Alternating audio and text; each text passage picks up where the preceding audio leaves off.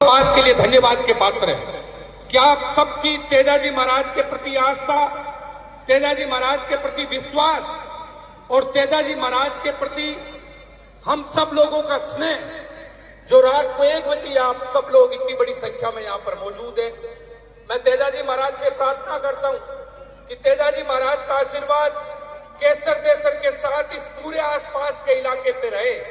जब तक किसानों के चेहरों पे रौनक नहीं आ सकती, जब तक तेजाजी महाराज का आशीर्वाद किसान पे नहीं बना रहे, इस बात का ध्यान रखें। इसलिए मैं आप सब लोगों के उज्जवल भविष्य की कामना करता हूं और तेजाजी महाराज हमेशा आप लोगों पर मेहरबान रहे, ये कामना करता हूं। इस मौके पर मंच पर जितने भी लोग हैं, ये सब लोग, अभी प्रभु जी ने जिस बात का जिक्र किया, किसान वो कौम है जो खुद को कुर्बान करके दूसरे का पेट भरती है।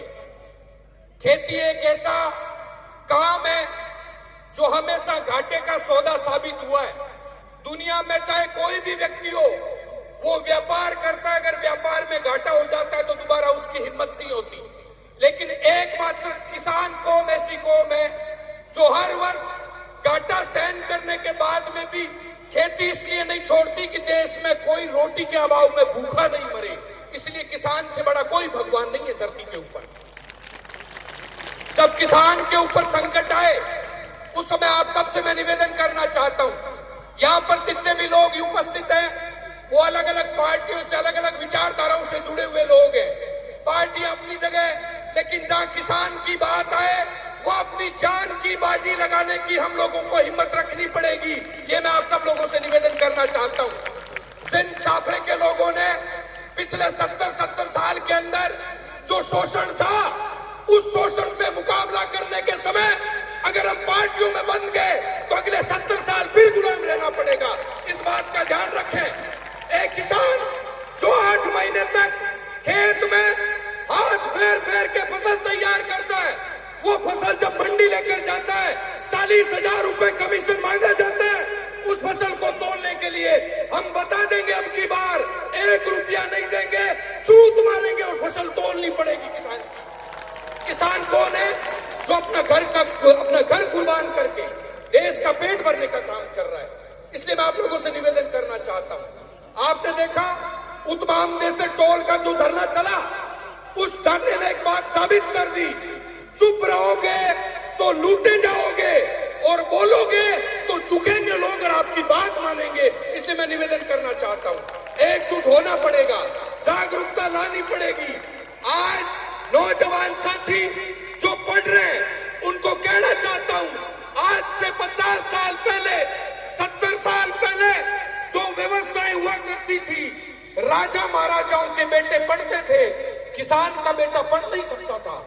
बुजुर्गों ने मेहनत की, अपना खून दिया, अपना पसीना दिया। हालात जो बने उनका सदुपयोग करिए, पढ़ाई करिए, ईमानदारी से काम करें। इन 80-80 साल के बुजुर्गों की मेहनत को खराब मत होने देना, इस बात का मैं सबसे निवेदन करके जाना चाहता हूँ। पढ़ाई पे ध्यान रखें, नशे से दूर रहें। और एक बुजुर्ग मुखिया, हमारे जितने भी किसान परिवार के लोग हैं, मुखिया मंच पर मौजूद हैं, उनसे निवेदन करना चाहता हूँ, शिक्षा के प्रति हम लोगों की आस्था और विश्वास समय के साथ बढ़ा है। बच्चियों को मन्नू भाकर ने बता दिया, एक किसान की बेटी घर से निकल करके पूरे विश्व पटल में नाम लिख सकती है, तो बेटियों को भी पढ़ाएं, आगे बढ़ाएं, उनको आगे बढ़ाने का काम करें। आज की तारीख में लड़कियां केवल चूल्हे तक नहीं है, बेटी के कंधों पर 2 घरों की जिम्मेदारी होती है। जिस घर में वो पैदा होती है, जिस घर में वो जाती है, 2 घर को स्वर्ग बनाने का काम बेटियां करती है। इसलिए मैं आप लोगों से निवेदन करके जाना चाहता हूं, बच्चों को भी पढ़ाने लिखाने का, आगे बढ़ाने का काम करें। पार्टियां अपनी जगह, जहां किसान की बात आए, पार्टियों को दूर रख के हम सब लोगों को लामबंद रहना है। इस बात का विशेष ध्यान रखें। किसी भी गरीब की आंख में जब आंसू देखें, उस समय हमको ये ध्यान रखना है कि अगर अपने जीवन की बाजी लगानी पड़े, हम पीछे नहीं हटेंगे। तेजाजी महाराज को याद करिए, किसकी गाय थी, उन्होंने अपने वचन के लिए अपने प्राण त्याग दिया। आज पूजा कर रहे हैं हम सब लोग। इस बात का ध्यान रखें, दूसरों के लिए, दूसरों के दुख के लिए।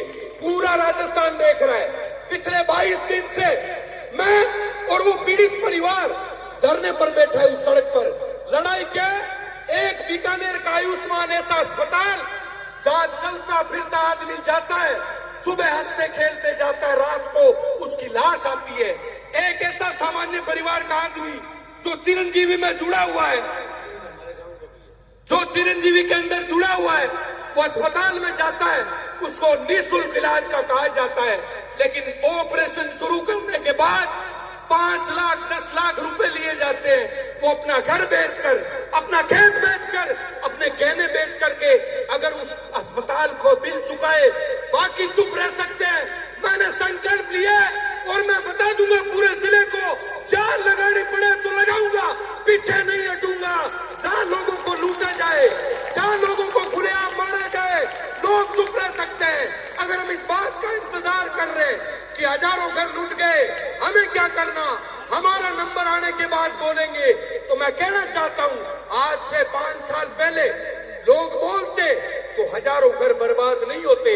40-40 साल के, 25-25 साल के नौजवान जिनको घर के लोगों ने कंधे दिए, हमने संकल्प लिया उन हजारों घरों को न्याय दिलाने का।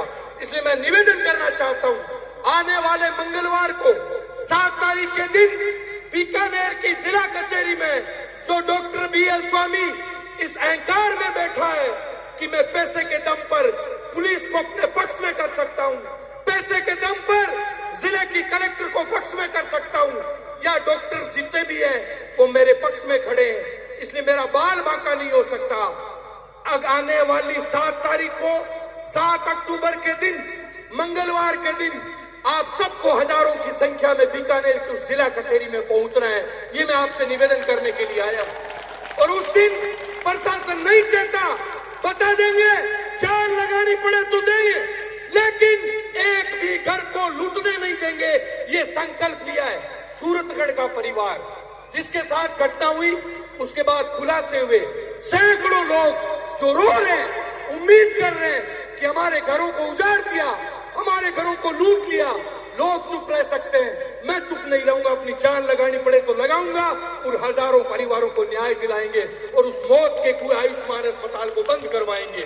मैं तेजा जी के इस प्रांगण के अंदर एक विश्वास दिलाकर जाना चाहता हूं, पूरे जीवन के अंदर तेजा जी महाराज की तपोभूमि में आपको सौगंध देकर जाना चाहता हूं, पूरे जीवन के अंदर रामनिवास कुकड़ा मर सकता है, बिकेगा कभी नहीं। यह आपको सौगंध खा के जाना चाहता हूं तेजा जी महाराज के इस प्रांगण के अंदर। आप सब लोग मंगलवार के दिन 7 तारीख को बीकानेर की जिला कचहरी में पहुंचे और उन हजारों परिवारों के बहते हुए आंसुओं को पहुंचते हुए ये बताएं, अगर डॉक्टर एक हो सकते हैं, आम आदमी अगर सड़क पर उतरता है तो वो पीछे नहीं रुकता, वो न्याय दिलाकर ही घर जाना चाहता है। ये मैं आपसे निवेदन करके जाना चाहता हूं। तेजा जी महाराज के इस प्रांगण में आप सब इतनी बड़ी संख्या में आए, उसके लिए आप सब लोगों का, पूरे केसर देसर जाटान और आसपास के सब लोगों का बहुत बहुत धन्यवाद। जय हिंद। बोलिए सत्यवादी वीर तेजा जी महाराज की धन्यवाद।